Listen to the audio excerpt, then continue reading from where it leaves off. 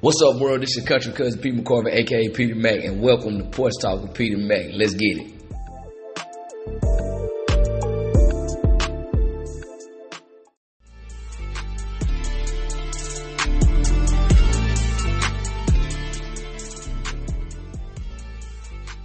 I'm back. What's happening, people? This is your country cousin Pete McCorvey, aka Peter Mac, and I am back. I know it's been a long time. Actually, it's been damn near a year and a half since the last time we kicked it on the porch, man. A lot of stuff has happened in that time since the last time I talked to y'all.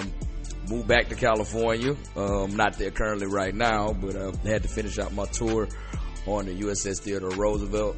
Moved back to California. Could barely have enough time to really do anything out there in California, because every time we were coming back from sea, we have 2 or 3 weeks, and then we go back out to sea. So that 2023 was like a whirlwind, from moving from Washington State to coming back to California, always in and out from sea. You know, I really didn't get a chance to really get to do everything I wanted to do in San Diego like I wanted to, but I ended up experiencing a lot more things in San Diego or in Southern California this time around than I have done previously. Number one thing I got to do, finally, spot my homeboy told me about in San Diego. It's called Hash House A Go-Go. And man, if you in San Diego, man, the San Diego County area, go to Hash House A Go-Go. It is one of the best brunch spots I've ever been to. Oh my God. Now it happens to be in Hillcrest, but here's the thing about it, Hillcrest, I don't mind if that's the gay district, because even before I went to Hash House A Go, there's a couple spots in Hillcrest I've actually been to, and they have some of the best food and drinks. If you into drinking like alcohol, I don't really do that like I used to anymore. Oh my God, that's some of the best food and drinks I have. Matter of fact, I got a funny story about being over in Hillcrest. Years ago, a friend of mine, when I was stationed on to doing my first tour in San Diego, she decided to take me, her friend, and her friend actually was dating her sister at the time, and she actually invited us all out to a bar in Hillcrest. And I ain't tripping. I lived in Atlanta, Georgia. As a matter of fact, I used to live right across the street from a gay bar in Midtown. If you know about Atlanta, you know that Midtown is the hub for gay people in Atlanta. So I was like, all right, whatever. And then I got there, and I'm not gonna lie, I figured I'm in a gay bar, I could get any type of drink I wanted to. And I've always wanted to try appletini, y'all. So the fact that I'm like, well, I'm in a gay bar, nobody is gonna judge me. I'm gonna get an appletini. Man, I knocked back about 4 of them things. The only problem I had in that bar, I'll tell y'all what happened. I was sitting there after like my 3rd appletini. I kind of got a stink face on. A couple of my friends know the story, because I've told my friends this, just talking. But so about like 5-10 minutes, gay gentleman walks up to me, said, dude, we know one of your friends probably dragged you here to this bar. Nobody's going to try you. You don't have to worry about it. I said, no, I'm not mad about that. I'm mad because none of y'all people offered to buy me a drink. I said, am I ugly or something? And the man started laughing. He's like, nah, man. He said, we just can tell that you straight. And I was like, oh, man, yeah, we had a good laugh about it and everything. Also in San Diego this time back around, I actually went to the zoo this time around. And I'm gonna be honest, everybody tries to hype up the zoo in San Diego. It was good for what I thought it was. I mean, it's cool, it's something to do, because, me being in the military, I was able to get in for free. So you just show them your ticket, and you show out your ticket, you show them your ID, and they'll let you in. That's your ticket. And it's cool, but I'm going to be honest with you, you need to eat your Wheaties if you're going to do that, because there's a lot of inclines and declines in the San Diego Zoo. And yeah, it's not for you got to be in shape. And it was pretty hot when I went out there, because it was right around April or March when I went, which not warm sunny, but it's like warm sunny climate. So yeah, you definitely did. But I noticed when I went to the zoo, I noticed there was a lot of pregnant women out there at the zoo. It let me know they be getting it in San Diego. But then again, San Diego's full of a bunch of beautiful people, beautiful scenery, beautiful food, and great drinks. I mean, you add all that up together, it's just gonna it's gonna equal something crazy. So I call like, yeah, I know I'm back in San Diego. Because I'm gonna be honest, when I went to the zoo in Washington, I ain't see that many pregnant people out there. But then again, it's always rainy up there. And then when I'm just thing y'all don't understand about Washington, when it get hot up in Washington, it get hot up there, boy. Oh my goodness. Matter of fact, I got friends up there right now. They telling me it's like 90 something degrees up there, and they not used to it up there. Because to be honest, a lot of places in Washington State, they don't have air conditioning. So, like a lot of homes, they don't have air conditioning. So, I heard it's a new state ordinance now that all residential properties have to be built with them now. But yeah, man, when I was living up there, man, it was baking. But they getting it done the best they can, man. Oh my goodness. Also, I went to a play out there. So, it's a play that I've always wanted to see. It's based on a movie. It's called A Soldier's Play. Which, if you ever seen A Soldier's Story, that's had Howard Rollins Jr., most commonly known as Virgil Tears from the Heat of Night. And if you would listen to this, you over 30-something years old, you spend a lot of time at your grandma's house, you know the hell Virgil Tears and in the Heat of the Night is. So don't even sit there like, who is he talking about? They had Adolph Caesar in there. For those y'all don't know who Adolph Caesar, that's Mister's daddy from The Color Purple. You know him, sitting there talking. She black, she got legs like baseball bats, and I hear she got that nasty woman's disease. I don't know, I love that line. And she got that nasty woman's disease. Matter of fact, me and my homeboy Kev, we'll just pop up and just do that all the time. Like, we'll see a chick walk by. We ain't just trying to be rude, just like, she might see her walk by, she might give somebody a stank attitude to one of our friends or somebody at the bar we at, and we'll look at each other and say, and I heard she got that nasty woman's disease. We love saying that line to each other.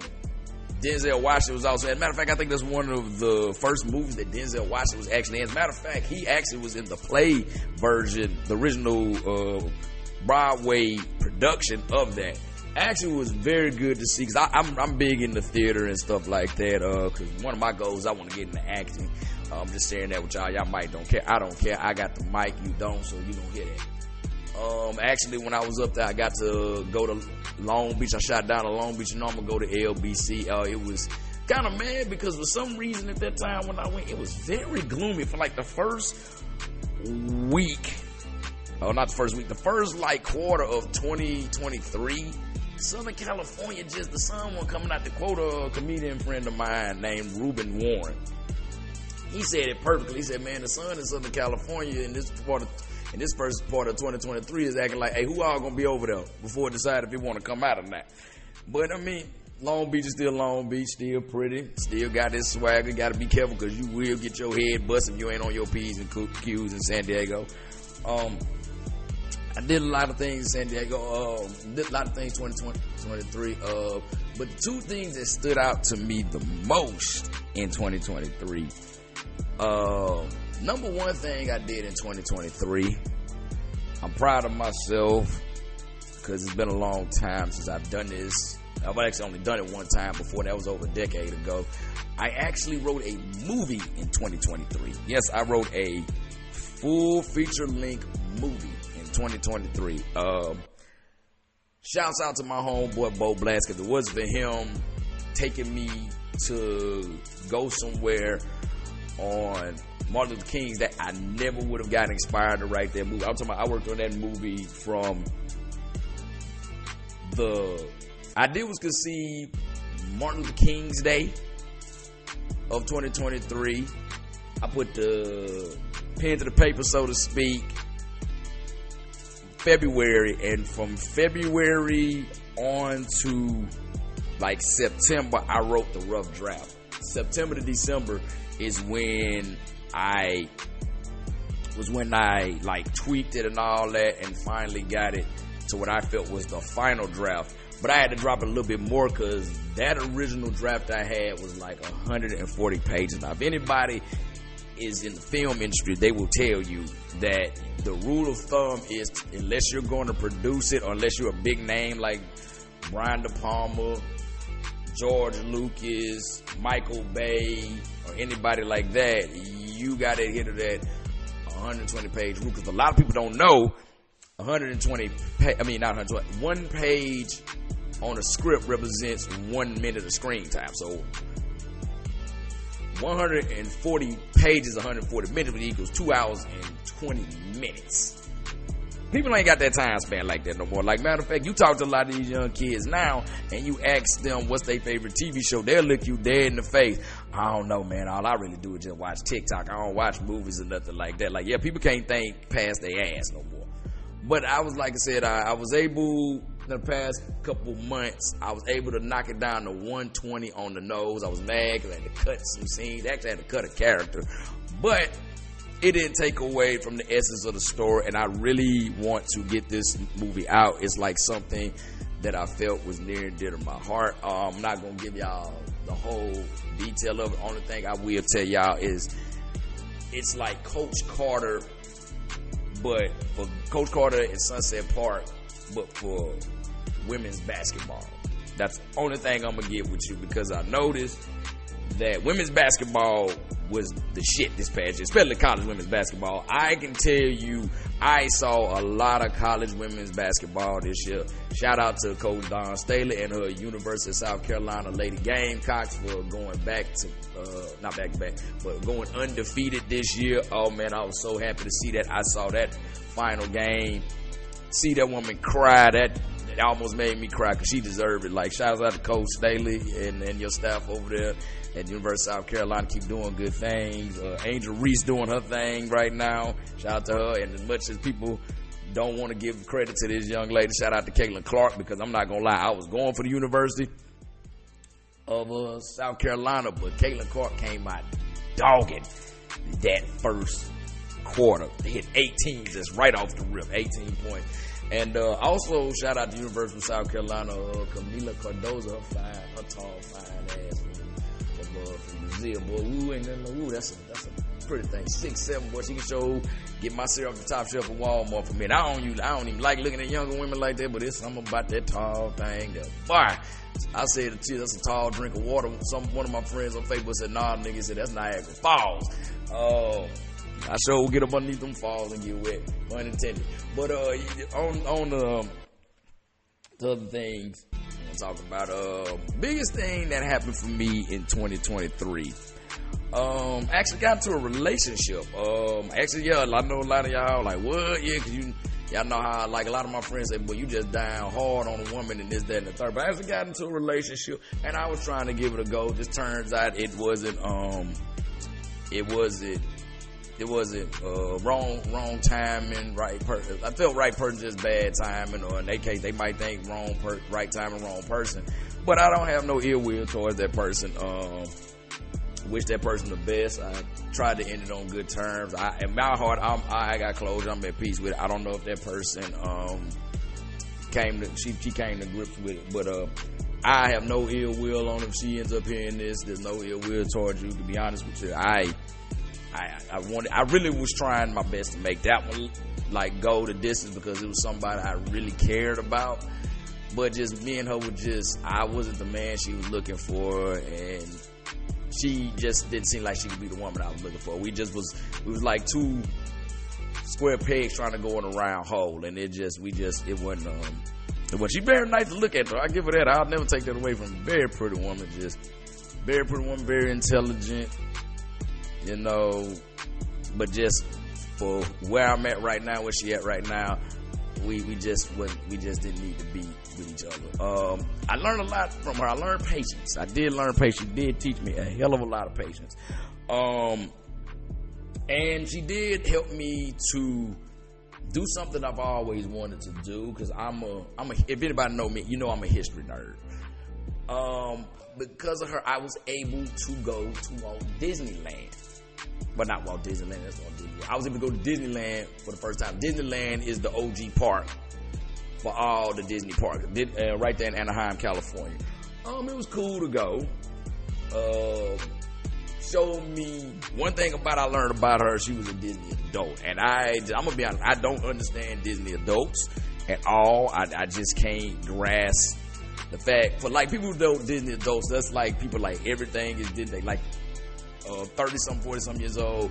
These people are enthralled with Disney, like especially in Southern California. Like they will go to Disneyland all the time. Now, I get being in Southern California. You right by Disneyland, so I can understand going like 2, maybe 3 times a year. I get it.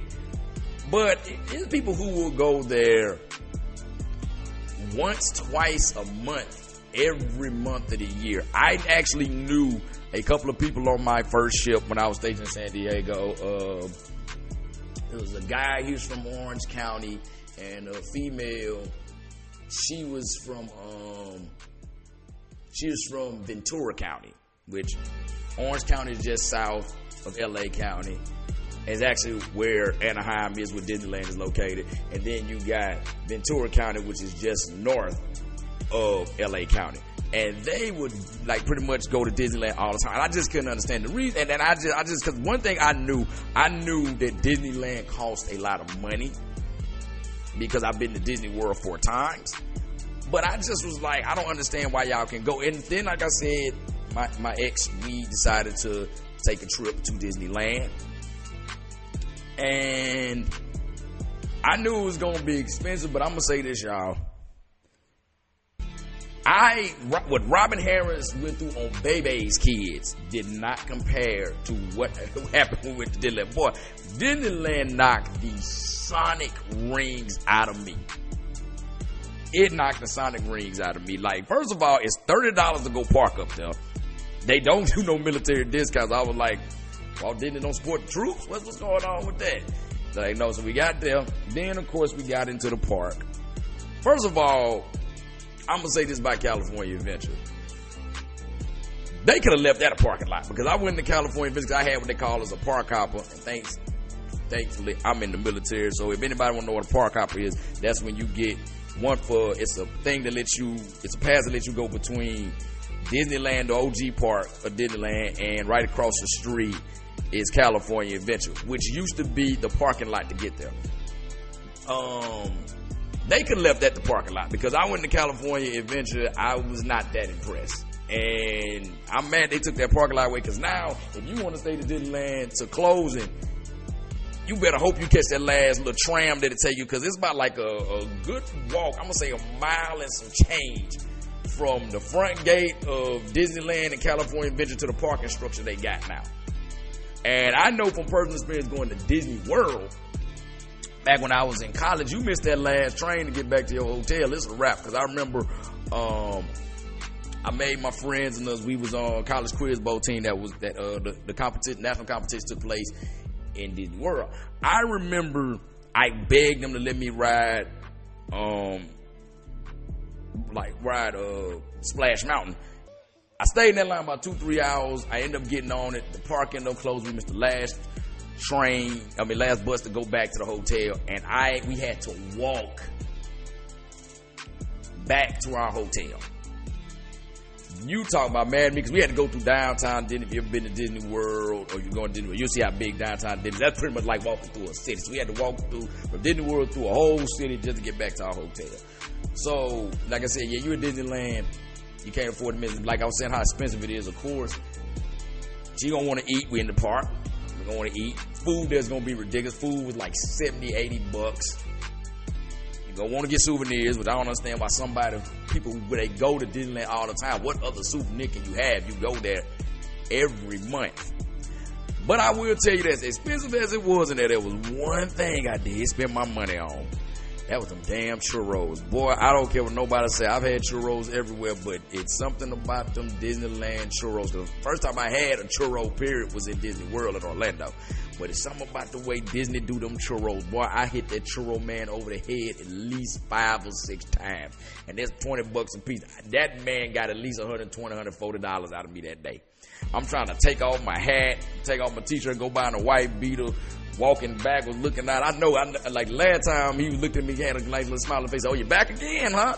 I'm sitting there like, man, you ain't got no right to judge me. You 40-something years old selling churros in Disneyland. Like, who are you to talk to somebody about their life choices? And that man didn't deserve that, man. I was the one that was putting all that money in his pocket.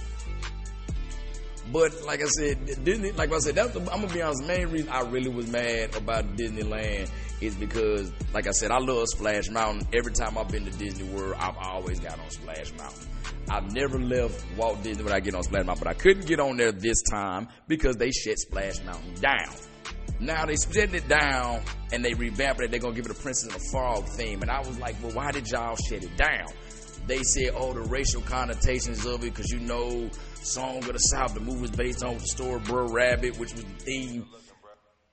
It's based in slavery times, and that's just not a good look. So you're gonna take it from Brer Rabbit and Song of the South slavery time because of the racial connotation, but you're gonna set it in Princess and the Frog, which is like 1920s, 1930s New Orleans, which was in the Jim Crow era. Make it make sense. Like, I don't understand. And they talking about they shut it down for racial connotations. I've never once been called nigger on Splash Mountain. Never once been called nigger on Splash Mountain. And then two, like, I'm gonna say this about Disneyland for two things about Disneyland for I get out. You gotta be real careful out there at Disneyland, because a lot of people don't know Disneyland ain't too far from South Central and East LA and Long Beach and all that. You know, it's only about 20-something, 30-something minutes. And you know, the bankers like to take their kids out there. But I saw a lot of lokes and dumbles and fools out there, man. You know, it was a lot of them out there. Like, you knew who they was. Like, so, you know, my lady I was dating with, she was kind of like not paying attention, just doing all like, hey, look, cool out. She's like, why? I say, hey, you just them boys over there. Said, what boys you talking about? You know them boys that, yeah, it's Disneyland. I'm like, you act like gangbangers don't want to take their children here. They got kids. They kids like Mickey Mouse and everything. But yeah, I remember she also tried to talk me into getting a season pass, and I was like, man, I was like, well, how much is season pass? She said $100. I'm thinking, $100 for a season pass, that ain't bad, because I actually we used to have a Six Flags close to where I'm from in New Orleans. It was Six Flags. New Orleans actually was called Jazzland when it first opened up, but then Six Flags bought it. Actually saw a documentary about it on Amazon the other day. It's called Closed for Storm. Very good documentary. If you grew up in New Orleans or the Gulf Coast region and went to Six Flags New Orleans, you need to watch it. So I'm thinking, because I remember back then the pass for it was $70. So when she said season pass, I'm thinking, $100 to come kick it at Walt Disney World. I'm like, that ain't nothing. But I knew it sounded good to be true, and she let me know it was too good to be true. She's like, no. It's not $100 for the season. It's $100 a month. I looked her dead in the face and I don't want to kick it with Mickey and Minnie that damn much. Hell no. I said, unless Mickey is slinging some dope and I'm getting a cut, or Minnie like, she coming up off that thing, I don't need to be kicking with Minnie and Mickey every month for no $100. I'm good, love. No. But it was a nice experience, man. Go to Disneyland, knock another. I'm all about seeing landmarks, so knock another landmark off the map. It was cool. So I have no beef with it. I had a good time. I was in good company with somebody who was very pretty and very nice to look at. So you go spend a day at Disney with a beautiful woman. I mean, you can't really complain. So yeah, that was my Walt Disney or my Disneyland adventure. Now, last thing I'm going to talk about before I get out of here. So, Tyler Perry's new movie premiered on Prime. It's called Divorce in the Black, starring Megan Good and Corey Hardick, who is the ex-wife of 90s sitcom Sister Tia Mowry.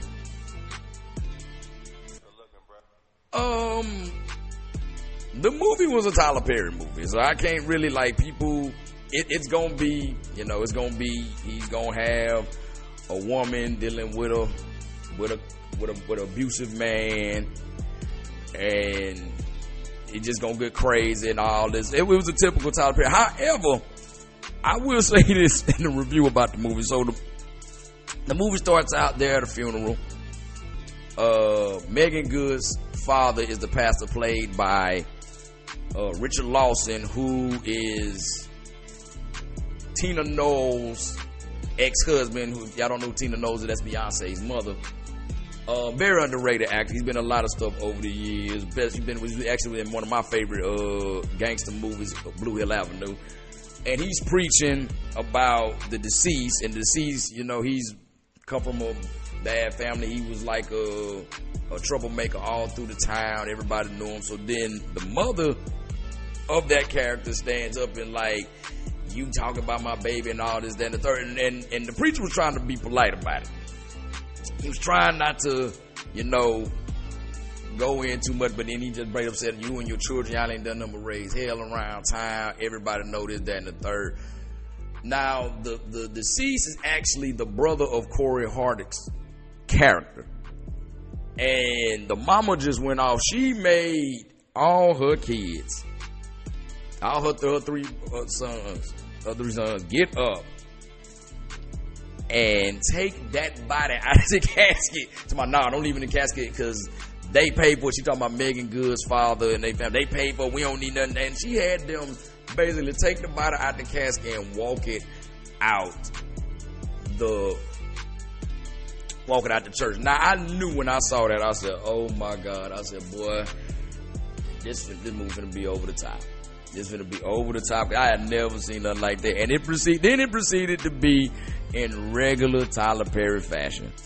The husband's abusive. He's just has disregard for how good the woman is and how she treats. Basically, just painting black men in a bad light. Like just all black men in a bad light. She hooks up with somebody from her past. Of course, a big, strong dude. They make love, and then she got the home girl that's with her home girl is like masculine energy towards her husband. She tell him to jump. He pretty much high, and she kind of ghetto in this, that, and the third. And then it ended, of course, you know how it's going to end. It pretty much almost played out like Enough with Jennifer Lopez and The Perfect Guy with Michael Ealy and Sanaa Lathan. Just picture a mixture of those two movies, but with strictly black people. I mean, just like a black Southern cast. That's pretty much how the ending played out, because I don't want to give away the ending. But they did something that Tyler Perry always do before he has the woman's husband catch his. She bruised his ego by attacking his sexual prowess. That's when I knew. When I saw her say, I didn't like making love to you. He was way better than you. I loved it, all that. I never enjoyed that. I said, yeah, he finna meet his demise. She finna kill him. He finna die. Cause I was like, that's, when you see that happen in a Tyler Perry movie, the woman attacks her husband's sexual prowess or lack thereof, that nigga finna die. He finna die. You might well just go ahead and just like, yep, he's finna happen. Cause the clock, the countdown's coming. Everybody was talking about Tyler Perry movie, and they like, oh man, there's some stuff that should have been BET. Well, but here's the thing, the same thing I said about people who was complaining about the BET Awards.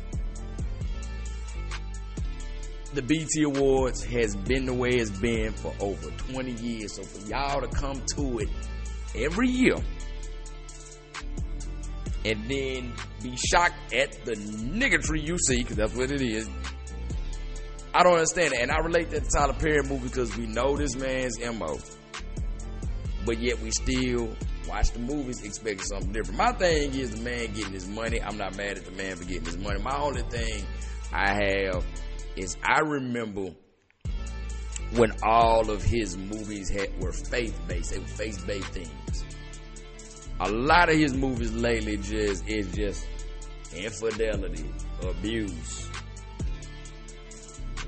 That's all it's been with a lot of his last few movies, and obviously they keep getting rated high. So y'all can say what y'all want that he sell it, but like Eazy-E said on Straight Outta Compton when all those people were destroying them tapes, he was like, I can't believe they destroying them. He said it like that. They do what they want. They bought them motherfuckers, and that's pretty much how Tyler Perry feel about y'all. Like, you say and do what you want. You streaming my shit, so. I mean, congrats to the man on it, but I saw the ending coming a mile away. I saw it from the trailer. Man, this been my time coming back on it. I know I might have been rambling or not like that, but I just had to get something out to y'all. It's been a long time since I talked to y'all. I missed y'all. Hopefully y'all miss me. Want to keep in touch with me, you can find me on Facebook, Pete McCorvey. Find me on Instagram, TikTok. It's PeteMac10, PeteYMac 10. Well, no, I got that. That's Instagram. For TikTok, I had to get that change because I ended up getting banned. Somebody was doing some shit. It's PD Mac 89. So same way it's spelled, just instead of 10, put an 89 right there. It's been my time. Love y'all. We got to do this again soon. Peace.